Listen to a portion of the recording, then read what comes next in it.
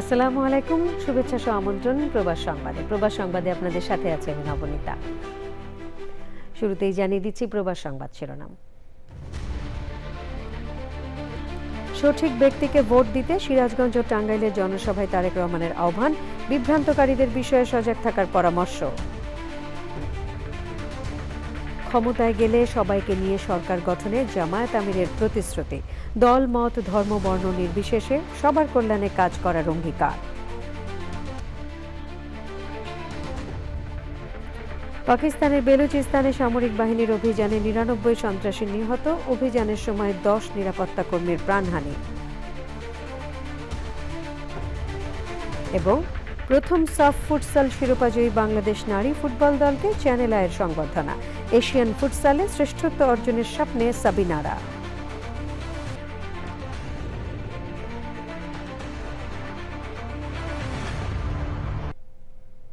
সংবাদ শিরোনামগুলো জানাচ্ছিলাম। এখনকার সংবাদ আয়োজন একই সঙ্গে চ্যানেলের ইউটিউব চ্যানেল এবং চ্যানেলের ওটিটি প্ল্যাটফর্ম আই স্ক্রিনে লাইভ স্ট্রিমিং হচ্ছে। যাচ্ছি পুরো সংবাদে। যারা জনগণকে বিভ্রান্ত করার চেষ্টা করছেন তাদেরকে গুপ্ত বলে আখ্যায়িত করেছেন বিএনপি চেয়ারম্যান তারেক রহমান। ক্ষমতায় এলে সিরাজগঞ্জ ও পাবনায় শিল্প ও আইটি পার্ক স্থাপন করে বেকার সমস্যা সমাধান করবেন বলে সিরাজগঞ্জের নির্বাচনী জনসভায় প্রতিশ্রুতি দেন তিনি। পরে টাঙ্গাইলের জনসভায় বক্তব্য দেন। জনগণ ধানের শীষের পক্ষে রায় দেবে বলে প্রত্যাশা করেন তারেক রহমান। জয়দেবের ভিডিও চিত্রে আরো জানাচ্ছেন মাইনুল হাসান। নদী ভাঙনের শহর সিরাজগঞ্জ, যেখানে যমুনার স্রোতে প্রতিদিন ভাঙে ঘরবাড়ি, ভেঙে যায় মানুষের জীবনের নিশ্চয়তা। কৃষি বিপর্যয়, বেকারত্ব আর নিত্যপণ্যের ঊর্ধ্বগতিতে দিশেহারা সিরাজগঞ্জের মানুষ। বছরের পর বছর উন্নয়নের প্রতিশ্রুতি থাকলেও বাস্তবে বদলায়নি খেটে খাওয়া মানুষের জীবন। প্রায় ২০ বছর পর সিরাজগঞ্জে পাইকপাড়ায় বেসিক শিল্প পার্কে নির্বাচনী জনসভায় অংশ নেন বিএনপি চেয়ারম্যান তারেক রহমান। সমাবেশে সিরাজগঞ্জের ৬টি সংসদীয় আসনের নেতাকর্মীরা ছাড়াও অংশ নেন অসংখ্য মানুষ। স্ত্রী ডক্টর জুবাইদা রহমানকে সঙ্গে নিয়ে দুপুর ৩:৩০টায় সমাবেশ স্থলে আসেন তারেক রহমান। মঞ্চে উঠে সিরাজগঞ্জবাসীর উদ্দেশ্যে শুভেচ্ছা জানিয়ে বক্তব্য রাখেন তিনি। বলেন, ক্ষমতায় গেলে কৃষি ও শিল্প খাতে কর্মসংস্থান সৃষ্টি এবং মানুষের মৌলিক অধিকার নিশ্চিত করা হবে। এই মুহূর্তে কৃষিকেও যেমন আমাদের টেনে উঠাতে হবে, কৃষক ভাইদের পাশে দাঁড়াতে হবে, একই সাথে লক্ষ লক্ষ তরুণ যুবকের কর্মসংস্থানের ব্যবস্থা করতে হবে। নতুন নতুন শিল্প পার্ক স্থাপনের মাধ্যমে আমাদেরকে এই সমস্যার সমাধান করতে হবে। ঠাকুরগাঁ থেকে পঞ্চগড় থেকে শুরু করে সিরাজগঞ্জ পর্যন্ত সমগ্র উত্তরাঞ্চলে আমরা কৃষি নির্ভর শিল্প গড়ে তুলতে চাই। ধানের শীষে ভোট দেওয়ার মাধ্যমে পলাতক স্বৈরাচারকে উপযুক্ত জবাব দেওয়ার আহ্বান জানান তারেক রহমান। যারা এসে বিভ্রান্তিমূলক কথা ছড়াবে তাদের একটাই নাম, তারা হচ্ছে গুপ্ত। কারণ তাদেরকে গত ১৬ বছর আমরা দেখি নাই। তারা এদের সাথে মিশেছিল, যারা ৫ তারিখে পালিয়ে গিয়েছে তাদের সাথে তলে তলে এরা মিশেছিল। যে বাংলাদেশে প্রত্যেকটি মানুষ নিরাপদে রাতে ঘরে ঘুমোতে পারবে, আমরা সেই রকম একটি বাংলাদেশকে গড়ে তুলতে চাই। সিরাজগঞ্জের খেটে খাওয়া মানুষের জীবন সংগ্রাম, নদী ভাঙন ও বেকারত্বের বাস্তব চিত্র তুলে ধরে জনসমাবেশে বক্তব্য রাখেন বিএনপি চেয়ারম্যান তারেক রহমান।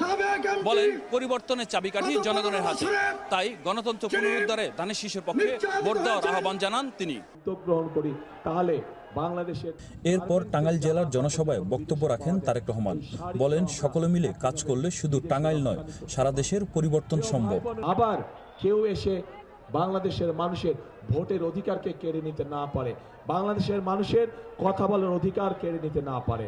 প্রিয় ভাই বোনেরা, আগামী দিন হচ্ছে দেশ গড়ার দিন। আগামী দিন হচ্ছে দেশ গড়ার রাজনীতি। আগামী দিন হচ্ছে মানুষের ভাগ্য বদল করার দিন। আগামী দিন হচ্ছে মানুষের শুভ দিন শুরু হবে আগামী দিন।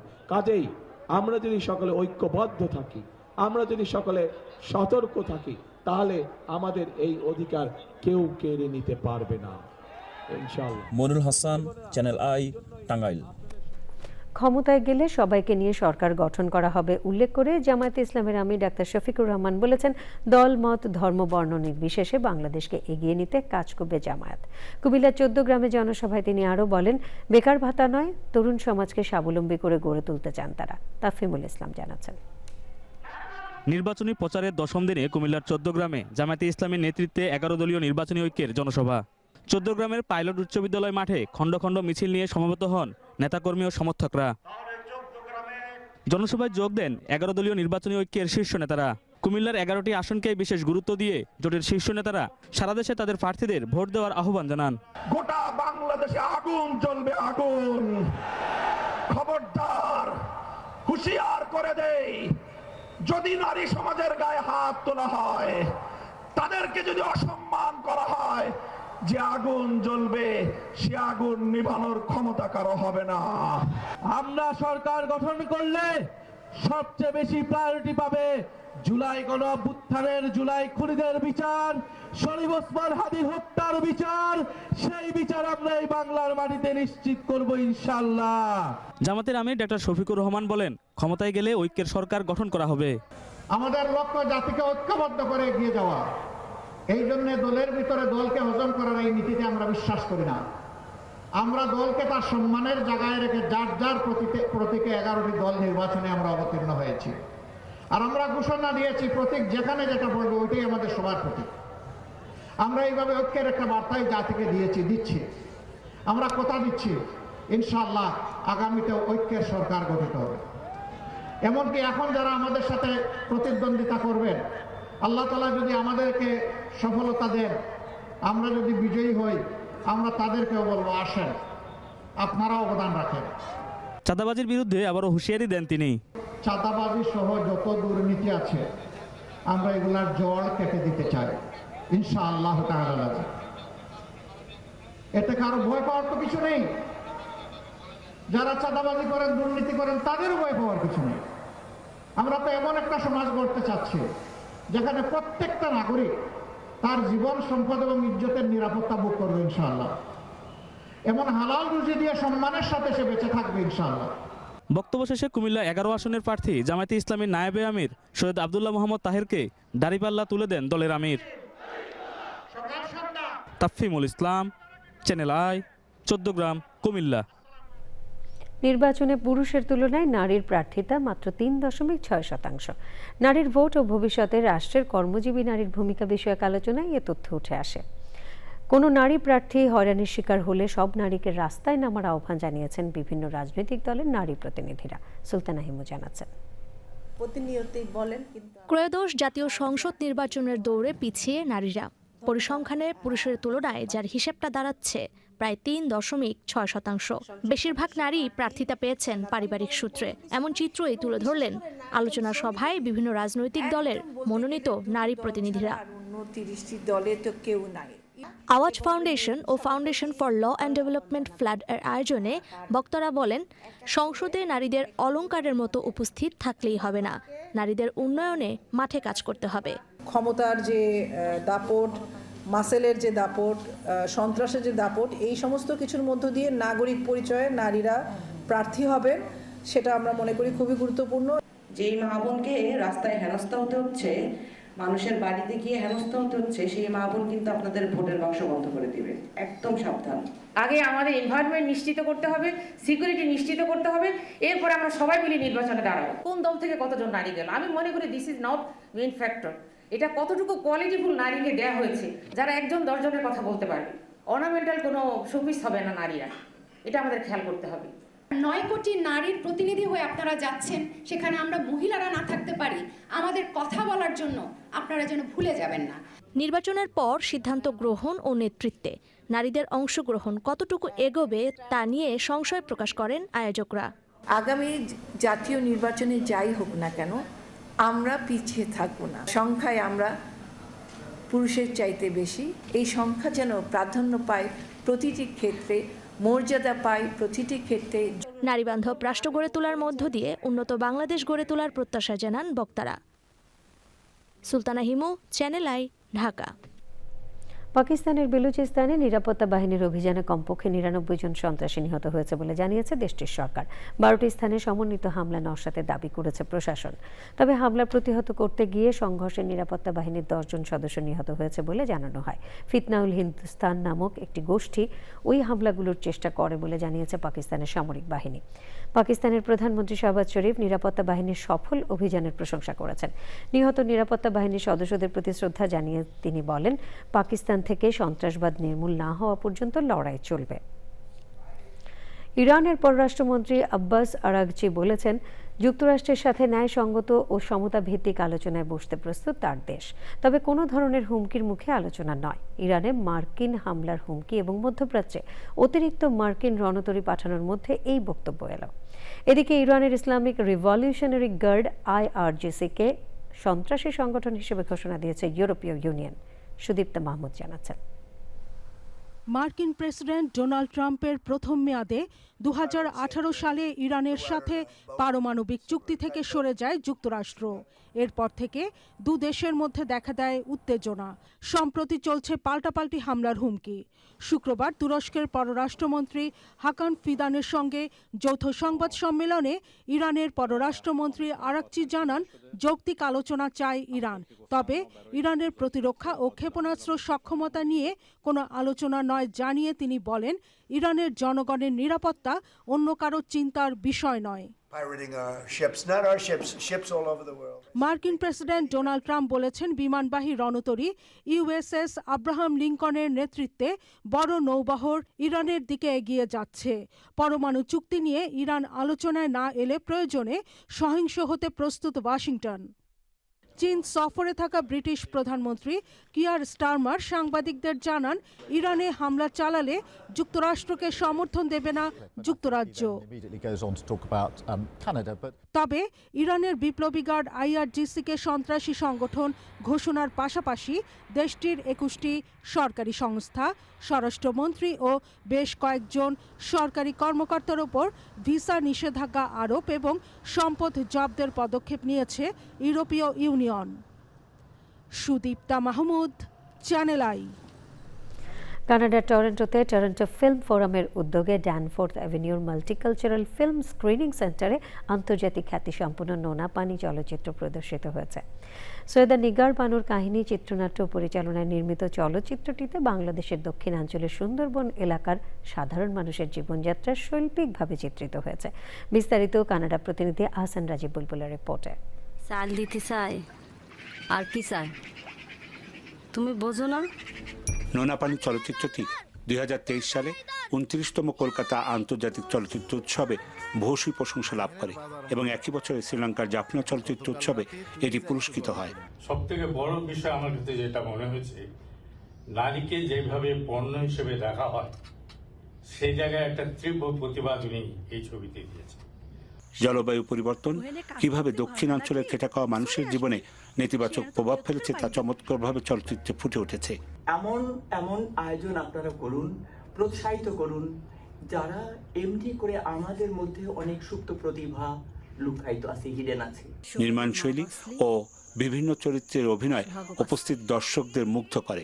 চলচ্চিত্রের মুখ্য চরিত্রে অভিনয় করেছেন বিলকিস বানু জাবা, কাজী রাকিবুল আলম রিপন, জয়িতা মহানবিশ ও জয়ন্ত চট্টোপাধ্যায়। তো আমরা এই ছবিটির কতগুলো লেয়ার আছে, মনোযোগ দিয়ে না দেখলে ছবিটা আসলে বোঝা যায় না। এই যে কতগুলো চরিত্র এবং এই যে নোনা পানির মানুষের যে আসলে কত ধরনের লাইফ, এটা শুধু খুলনাকেই রিপ্রেজেন্ট করে না, টোটাল এলাকাটাকেই রিপ্রেজেন্ট করে। আর এই যে জলবায়ুর পরিবর্তনের কারণে যে অবস্থাটাগুলো হচ্ছে, এই ছবিটা সেটারই একটি একটা নমুনা। চলচ্চিত্রটির প্রদর্শনীর পর টরন্টো ফিল্ম ফোরামের অনুষ্ঠান সম্পাদক গৌতম শিকদারের সঞ্চালনায় চলচ্চিত্রটি নিয়ে আলোচনা করেন লেখক শেখ শাহনেওয়াজ, টরন্টো বাংলা বইমেলার আহ্বায়ক সাদি আহমেদ, সাংস্কৃতিক ব্যক্তিত্ব Ahmed Hossain, miss Lita, Toronto film ফোরামের ফিল্ম স্ক্রিনিং সম্পাদক রেজিনা রহমান ও টরন্টো ফিল্ম ফোরামের সভাপতি এনায়েত করিম বাবুল। নোনা পানি মুভির গল্প কোনো কিছুই পড়ার সময় পাইনি, শুধু একটাই মনে ছিল আজকে খুলনা দেখতে পাবো। সো খুলনা দেখতে পাবো, দৌড়াইতে দৌড়াইতে আসছি, যদিও অনেকটা মিস করছি। কি যে বানাইছে, মানে যে বানাইছে আল্লাহ যেন আমাদের সংস্কৃতিটাকে এভাবে ধরে রাখে, বাংলাদেশের যে অবস্থা সবকিছু মিলে। চলচ্চিত্র প্রদর্শনীর শুরুতে বাংলাদেশের স্বনামধন্য চলচ্চিত্র নির্মাতা জহির রায়হানের প্রতি গভীর শ্রদ্ধা জানানো হয়। কানাডা থেকে আহসান রাজীব বুলবুল, চ্যানেল আই। ডেনমার্কের কোপেনহেগেনের লুইজিয়ানা মিউজিয়ামে শিল্পী জাঁ মিশেল বাস্কেটের প্রদর্শনী শুরু হয়েছে। এটি স্ক্যান্ডিনেভিয়ায় কোনো শিল্পীর প্রথম একক মিউজিয়াম প্রদর্শনী, যাতে কাগজে আঁকা শতাধিক চিত্রকর্ম স্থান পেয়েছে।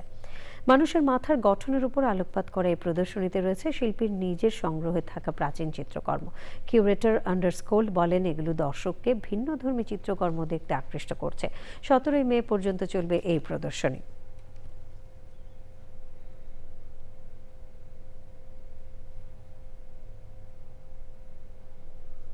ইসলাম শান্তি, সহমর্মিতা ও মানবতার ধর্ম এমন বার্তা তুলে ধরতে ইটালিতে ওপেন ডে কর্মসূচি পালন করেছে তারপিনাত্তারা মুসলিম সেন্টার টিএমসি।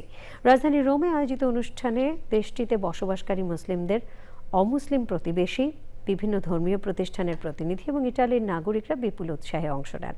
বক্তৃতা করেন লা সাপিয়েন্সা ইউনিভার্সিটির ইতিহাস ও নৃবিজ্ঞানের অধ্যাপক কারমেলো রুসো এবং সাংস্কৃতিক বৈচিত্র্য বিষয়ক গবেষক মার্তা সালদোনে। সে সময়ে স্থানীয় গির্জার প্রতিনিধিরা খ্রিস্টান ও ইসলাম ধর্মের সহাবস্থান এবং মসজিদের ইতিবাচক ভূমিকা নিয়ে তাদের মূল্যবান বক্তব্য তুলে ধরেন।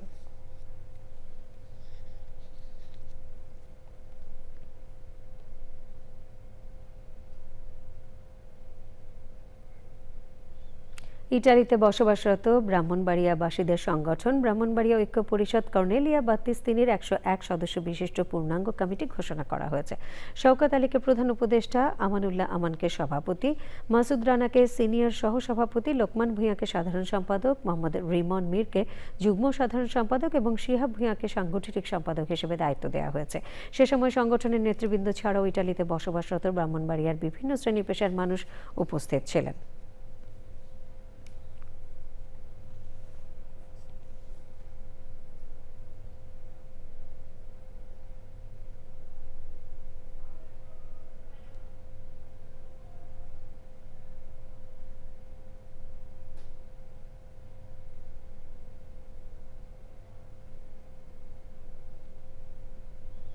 বড় জয় দিয়ে সাফ নারী অনূর্ধ্ব 19 চ্যাম্পিয়নশিপ শুরু করেছে বাংলাদেশ। নেপালের পোখরায় টুর্নামেন্টের উদ্বোধনী ম্যাচে মুনকি আক্তার, তৃষ্ণা রানী ও আলপি আক্তারের হ্যাট্রিকে ভুটানকে 12-0 গোলে উড়িয়ে দিয়েছে লাল সবুজের প্রতিনিধিরা। প্রথম গোল পেতে বাংলাদেশকে অপেক্ষা করতে হয় 25 মিনিট। কর্নার থেকে বাঁকানো শটে বল জালে পাঠিয়ে দেন মামুনি চাকমা। এরপর প্রীতির আড়াআড়ি ক্রস থেকে বল পেয়ে ব্যবধান দ্বিগুণ করেন তৃষ্ণা। বিরতিতে যাওয়ার আগে আরও 2টি গোল আসে মুনকির পা থেকে। বিরতির পর ভুটানকে আরও চেপে ধরে বাংলাদেশ। আরও 8টি গোল করে দলকে দুর্দান্ত শুরু এনে দেন মুনকি তৃষ্ণারা। বাংলাদেশের পরের ম্যাচ 2 ফেব্রুয়ারি ভারতের বিপক্ষে। প্রথমবার আয়োজিত সাফ ফুটসালের শিরোপা জয়ের পর এখন বাংলাদেশ দলের লক্ষ্য ফুটসালের এশিয়া ও বিশ্বকাপের শিরোপা। সদ্য ট্রফি জয়ী নারী দলকে সংবর্ধনা দিয়ে নতুনের সম্ভাবনা ধরে রাখতে ফুটসালকে গুরুত্ব দেওয়ার তাগিদ দিয়েছে চ্যানেল আই কর্তৃপক্ষ। আরিফ চৌধুরী জানাচ্ছেন, সাফ মানেই যেন বাংলাদেশের শিরোপা জয়, হোক সেটি ফুটবল কিংবা ফুটসাল। আরও একবার চ্যাম্পিয়নশিপ নিয়ে ফিরল লাল সবুজের নারীরা। চ্যানেল আই কার্যালয়ে সংবর্ধনার আয়োজন। স্বপ্ন দেখিয়ে আর অনেক স্বপ্ন দেখে চ্যাম্পিয়নদের বরণ করে নেয়ার পর চ্যানেল আই স্টুডিওতে শুরু হয় লাইভ আড্ডা। এরপর সাফ জয়ীদের চ্যানেল আই এর পক্ষ থেকে অভিনন্দন ক্রেস্ট তুলে দেন পরিচালক ও বার্তা প্রধান শাইখ সিরাজ। অভিনন্দন। নতুন ফরম্যাট, নতুন সম্ভাবনা। প্রথমবারই চ্যাম্পিয়নশিপ নিয়ে এসেছে বাংলার নারীরা। প্রতিবারই এদেরকে ডাকার মূল জায়গাটা হচ্ছে যে যতটুকু সম্মান এরা পাওয়া দরকার জাতির কাছ থেকে, হ্যাঁ, সেটা আমরা আমাদের জায়গা থেকে আমরা হয়তো ওদেরকে ডেকে একটু কথা বলি, আনন্দ পাই, কিন্তু এর চাইতে অনেক বেশি সম্মান ওদের পাওয়া উচিত। তারা যে কাজগুলো করছে প্রতি মুহূর্তে, আমার কাছে মনে হয় ওদের দিকে আরও অনেক নজর দেওয়া দরকার সবার। রাষ্ট্রের ক্রীড়া সংক্রান্ত যে সমস্ত সংগঠনগুলো আছে বা ফুফের, এবং সব কিছু মিলিয়ে আমি খুব বিস্মিত হব না যদি যথেষ্ট নজর ওদের দিকে দেওয়া হয়, তাহলে এশিয়া কাপ যেটা, সেখানে চ্যাম্পিয়ন হওয়া খুব কঠিন হবে, এটা আমার কাছে মনে হয় না। চ্যাম্পিয়নরা জানিয়েছেন ফুটবল মাঠের মতো এখানেও আধিপত্য। এখন লক্ষ্য আরও বড় তাদের। আছে যেহেতু আছি, এবং আমার মনে হয় যে আগামী দিনের এটার অনেক বড় সম্ভাবনা আছে এশিয়াতে খুব ভালো অবস্থানে যাওয়ার।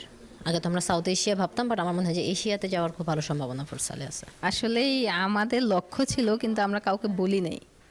আমরা কিন্তু দেশ থেকে একটা লক্ষ্য নিয়ে গেছি, যেহেতু আমরা সাপে 2 বার চ্যাম্পিয়ন হয়েছি ফুটবলে, তো কেমন জানি মনে হয়েছিল যে কিছু একটা হবে আমাদের দ্বারা। মিলিয়ে অনেক ভালো ছিল, এবং ফুটসালের আগেও আমরা খেলছি 2018 সালে। তো তখন হচ্ছে আমরা হিস্টোরির ফার্স্ট এভার ফুটসাল চ্যাম্পিয়ন হতে পেরেছি, আর আমার কাছে খুবই ভালো লাগছে। আমি তো আগে কখনো ফুটসাল খেলি নাই, ওটার সম্পর্কে এত ধারণাও ছিল না। তো আমাদের কোচ ছিল, তো উনি মানে অনেক ভালো প্র্যাকটিস করাইছে। ফুটসালকে দেশ জুড়ে জনপ্রিয় করতে ভাবছে বাফুফেও। আমাদের বর্তমান কমিটি এবং আমাদের যে টেকনিক্যাল টিম সবারই চিন্তাভাবনা এটা আছে যে আমরা এভাবে আগাবো, যাতে আমাদের ফিউচারে আমরা খুব তাড়াতাড়ি আমরা ওই ট্র্যাকে ফিরে যেতে পারি। চ্যানেল আইয়ের শুভেচ্ছা উপহার তুলে দেওয়া হয় সাফ ফুটসালের প্রথম আসরের শিরোপা জয়ীদের হাতে। Arif Chowdhury, channel I, Dhaka. এরই সাথে প্রবাস সংবাদের শেষ ভাগে আমরা সব শেষে প্রবাস সংবাদ শিরোনামগুলো জানিয়ে দিচ্ছে আরও একবার। সঠিক ব্যক্তিকে ভোট দিতে সিরাজগঞ্জ ও টাঙ্গাইলে জনসভায় তারেক রহমানের আহ্বান, বিভ্রান্তকারীদের বিষয়ে সজাগ থাকার পরামর্শ। ক্ষমতায় গেলে সবাইকে নিয়ে সরকার গঠনে জামায়াত আমিরের প্রতিশ্রুতি, দল মত ধর্ম বর্ণ নির্বিশেষে সবার কল্যাণে কাজ করার অঙ্গীকার।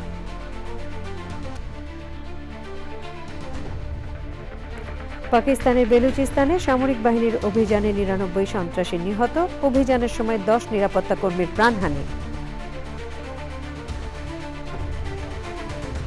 এবং প্রথম সাফ ফুটসাল শিরোপাজয়ী বাংলাদেশ নারী ফুটবল দলকে চ্যানেল আয়ের সংবর্ধনা, এশিয়ান ফুটসালে শ্রেষ্ঠত্ব অর্জনের স্বপ্নে সাবিনারা।